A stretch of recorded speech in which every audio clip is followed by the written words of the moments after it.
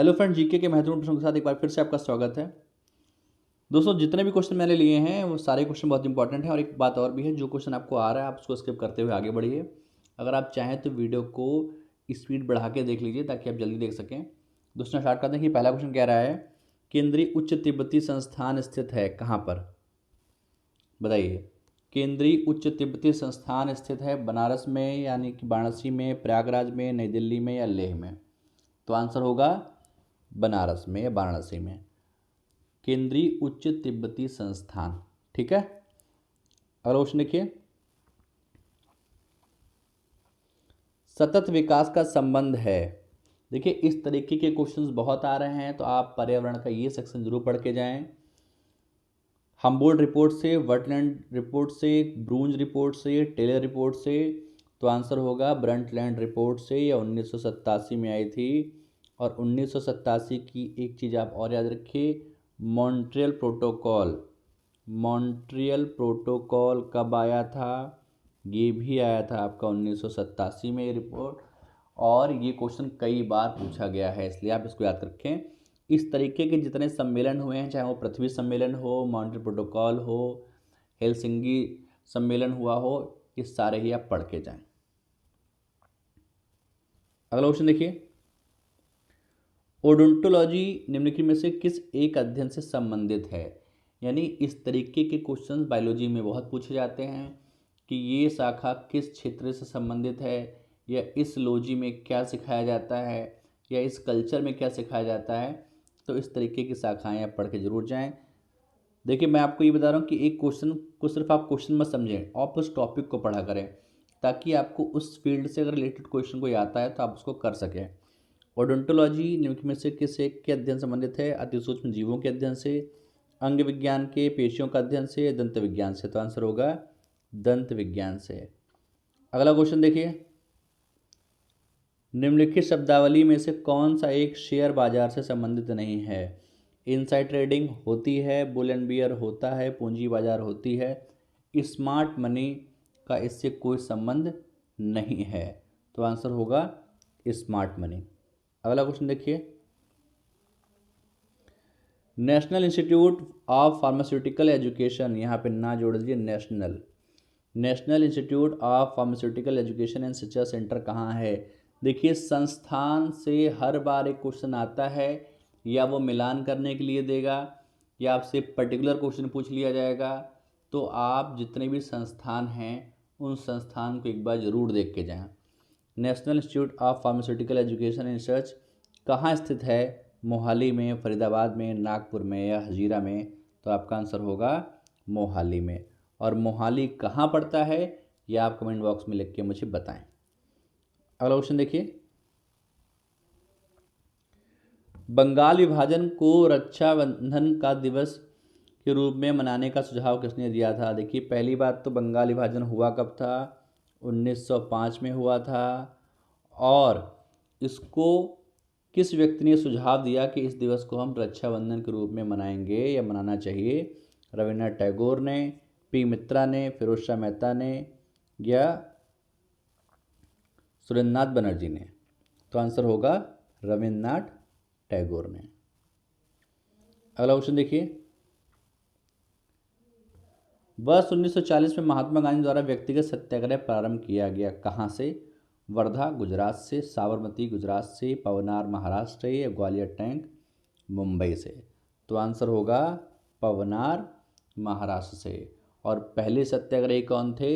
विनोबा भावे। ठीक है, और दूसरे कौन थे? JL नेहरू। अब तीसरे भी पूछे जाते हैं, तो ब्रह्मदत्त थे जो तीसरे थे।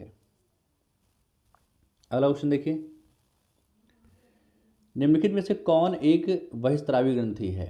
ठीक है, अंतःस्त्रावी ग्रंथि और बहिस्त्रावी ग्रंथि में डिफरेंस आपको पता होना चाहिए। अंतःस्त्रावी से हार्मोन निकलता है, बहिस्त्रावी से एंजाइम निकलता है। ली आपका अगर हम थायराइड ग्रंथि की बात करें, अग्नाशय ग्रंथि की बात करें, तो ये आपकी अंतःस्त्रावी ग्रंथियाँ हैं। अगर हम श्वेत ग्रंथियों की बात करें या आंसू ग्रंथियों की बात करें, तो ये हमारी सब बाह्यस्त्रावी ग्रंथियाँ हैं।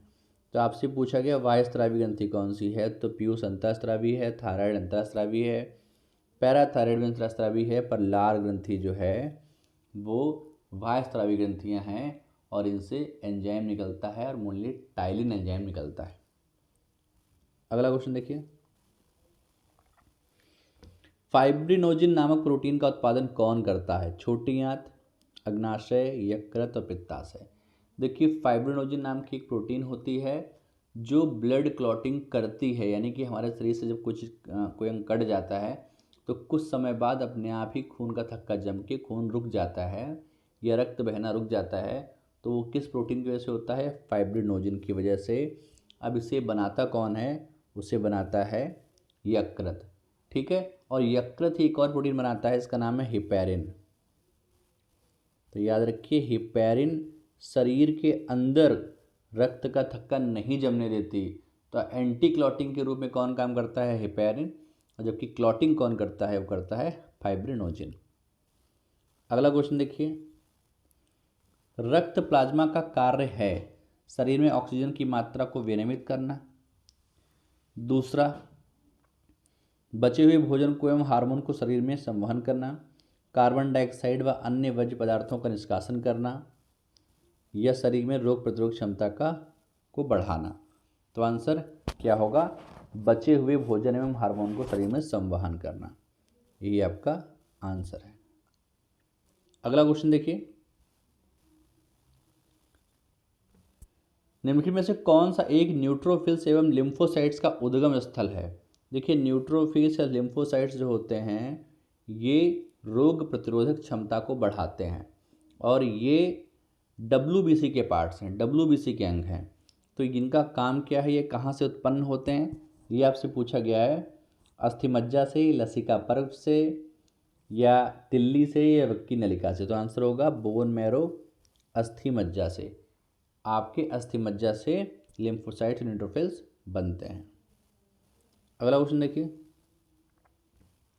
निम्नलिखित में से कहाँ पर गुरुत्वीय त्वरण का मान अधिकतम होता है? विषुवत रेखा पर, कर्क रेखा पर, ध्रुवों पर, इनमें से कोई नहीं। देखिए गुरुत्वीय त्वरण का मान जहाँ पर अधिक होगा वहीं पर वस्तु का भार भी अधिक होगा या किसी मनुष्य का भार भी अधिक होगा। तो गुरुत्वीय त्वरण विषुवत रेखा पर, कर्क रेखा पर, ध्रुवों पर, या इनमें से कोई नहीं।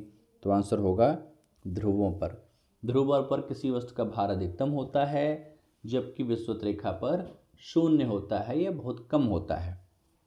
अगला क्वेश्चन देखिए, निम्नलिखित माध्यमों में से किसमें ध्वनि की चाल सर्वाधिक होती है? देखिए ध्वनि की चाल किसमें सबसे ज़्यादा होगी ये आपको बताना है। लोहे में, एल्युमिनियम में, पारे में, या कांच में। तो बताइए किसमें होगी? तो आंसर होगा एल्युमिनियम में। अगर एल्युमिनियम ऑप्शन ना होता तो आंसर लोहा होता, और अगर एल्युमिनियम के साथ साथ इस्पात होता तो आंसर इस्पात होता। जितना सॉलिड चीज़ होगी, जितना ठोस होगी, ध्वनि की चाल उतनी ही ज़्यादा होगी। अगला क्वेश्चन देखिए, विद्युत फ्यूज बनाने में किसका प्रयोग किया जाता है? विद्युत फ्यूज बनाने में किसका प्रयोग किया जाता है? फ्यूज जो मतलब अगर परिपथ में ज़्यादा धारा प्रवाहित हो गई तो वो अपने आप ख़त्म हो जाता है, उड़ जाता है, पर बाकी सारे सर्किट को बचा लेता है। तो वो फ्यूज किसका बना होता है? कॉपर तथा टिन का, टिन तथा सीसा का, निकिल तथा सीसा का, या तांबा तथा टिन का। तो क्या आंसर होगा? वो आपका आंसर होगा टीसिल, टिन तथा सीसा का। ठीक है, टिन तथा सीसा का। अगला क्वेश्चन देखिए, आसवान बांध किस नदी पर स्थित है? नील नदी पर, जाम्बुजी नदी पर, जायरी नदी पर, नाइजर नदी पर। तो आसवान बांध जो है वो नील नदी पर स्थित है और नील नदी विश्व की सबसे लंबी नदी है। जबकि पानी की क्षमता के अनुसार अगर देखा जाए तो सबसे बड़ी नदी जो है वो अमेज़न है। और अमेज़न नदी कहाँ बहती है? ये बहती है आपकी मेनली ब्राज़ील में, और नील नदी अफ्रीका में पड़ती है। और ये निकलती कहाँ से? विक्टोरिया झील से। ठीक है, अगले प्रश्न में चलते हैं। चुंबकीय क्षेत्र की माप की इकाई क्या है? चुंबकीय क्षेत्र की माप, देखिए मात्रक जरूर पढ़ के जाएं क्योंकि मात्रक से क्वेश्चन बहुत आते हैं और हर बार आते हैं। लगभग हर एग्ज़ाम में अगर साइंस पूछी जाती है तो फिजिक्स का एक फेवरेट टॉपिक है मात्रक, यूनिट। तो यूनिट से क्वेश्चन पूछे जाते हैं। तो आंसर होगा चुंबकीय क्षेत्र का मात्रक होगा टेस्ला। क्या होगा? टेस्ला। अगला क्वेश्चन देखिए, निम्नलिखित में से कौन सा कार्य भारतीय रिजर्व बैंक नहीं करती? बैंक नोट जारी करती है, बिल्कुल करती है। सरकार का बैंकर होना, ये भी बात सही है। सामान्य जनता के लिए बचत खाता खोलना, बिल्कुल गलत। यही आपका आंसर है कि आप वहाँ पर जाके अपना अकाउंट नहीं खुलवा सकते। सामान्य जनता वहाँ पर जाके बचत खाता नहीं खोल सकती, कोई खाता नहीं खोल सकती। इसमें खाता होता है बैंकों का, इसलिए इसको बैंकों का बैंक भी कहा जाता है।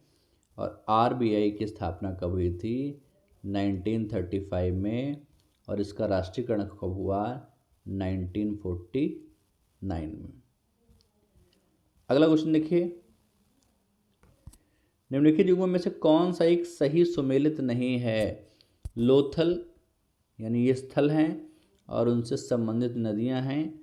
तो लोथल भोगवा नदी पर है, तो ये पहला सही है। रोपड़ सतलज पे है, ये भी ठीक है। कालीबंगन घग्गर नदी पर है, ये भी ठीक है। आलमगीरपुर ये गलत है। आलमगीरपुर हिंडन नदी पर है और आराम से ये यूपी में पड़ता है, तो आंसर होगा आलमगीरपुर। अगला देखिए, सुभाष चंद्र बोस ने पहली बार जय हिंद का नारा दिया था कहाँ पर? सिंगापुर में, मलाया में, जर्मनी में या जापान में? तो आंसर होगा जर्मनी ने। सुभाष चंद्र बोस ने पहली बार जय हिंद का नारा कहाँ दिया था? जर्मनी में। अगला ऑप्शन देखिए, अम्ल वर्षा में कौन सा अम्ल उपस्थित रहता है? बेंजोइक अम्ल, एसिटिक अम्ल, नाइट्रिक अम्ल या ऑक्जेलिक अम्ल? बताइए। अम्ल वर्षा में बेंजोइक अम्ल से कोई संबंध नहीं है, एसिटिक अम्ल सिरका होता है, ऑक्जेलिक अम्ल दाग धब्बे उठाने के लिए होता है। आंसर होगा नाइट्रिक अम्ल। नाइट्रिक अम्ल होता है अम्ल वर्षा में नाइट्रोजन सल्फाइड और सल्फर डाइऑक्साइड, एक SO3 भी बहुत आता है, इसको ऑप्शन में देता तो ये भी अम्ल वर्षा का कारण होता है। अगर आपसे कृत्रिम वर्षा पूछता तो AgI सिल्वर आयोडाइड आपका आंसर होता, तो आंसर होगा नाइट्रिक अम्ल। तो दोस्तों सारे ही क्वेश्चन बहुत इंपॉर्टेंट हैं। अगर मेरे चैनल पर नए हैं तो प्लीज़ चैनल को सब्सक्राइब कर दीजिए। वीडियो देखने के लिए धन्यवाद।